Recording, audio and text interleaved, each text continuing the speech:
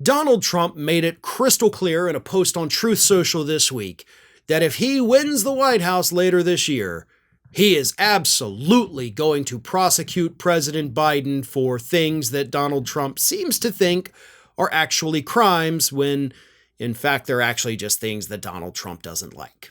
Here's what Donald Trump put on Truth Social. If I don't get immunity, then crooked Joe Biden doesn't get immunity.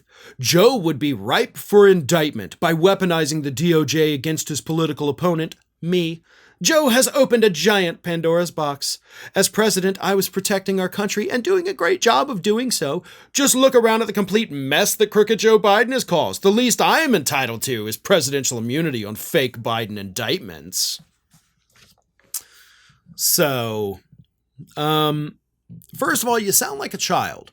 You're like, well, if I don't get immunity, then he doesn't get immunity. Now, replace the word immunity with something else, like ice cream. If I don't get ice cream, then he doesn't get ice cream. Like, that's what Trump is saying. If I can't have it, then he can't have it either. That's not fair. I'm telling mom. So, first of all, again, you sound like a whiny little bitch. Second, you didn't really list any crimes. I mean, he does go on to say two things specifically. People coming across the southern border and the withdrawal from Afghanistan. Okay. Those are the two things you want to indict President Biden for doing. Neither of those are criminal. You may not like them. You may not agree with them. You may have done things a little differently if you were president, right? But at the end of the day, those aren't actually crimes. I know you're talking about like, well, if presidential immunity doesn't exist, I can prosecute him for anything. No, you can't. Like, it still would have to be a crime that the person gets prosecuted for. Getting rid of presidential immunity altogether would not mean that everything somebody does is now a criminal act. Okay? That's not how this works, but apparently that's what Trump wants his supporters to think is what would happen if this happens. And let's also be clear about another thing here.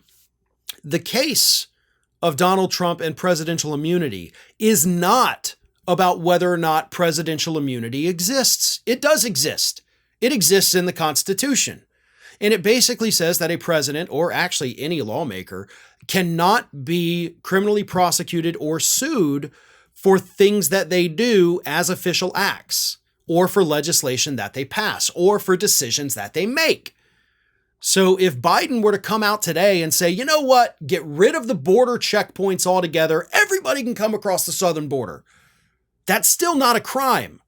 That would be a presidential act. And immunity 100% covers that. What's at issue in the case in front of the DC Appellate Court, and eventually will go to the Supreme Court no matter what the Appellate Court ruled, it just says, is Trump immune from prosecution in this instance? Was he acting as a candidate or was he acting as a president? So it's not even on whether or not immunity exists. It's about whether or not immunity exists to cover these specific acts. Trump doesn't want his supporters to understand that. And trust me, they definitely do not. Ring of Fire is just a few subscribers short of hitting that 1 million subscriber milestone. So if you're not already subscribed, please go ahead and do so and stay up to date with all of the latest from Ring of Fire.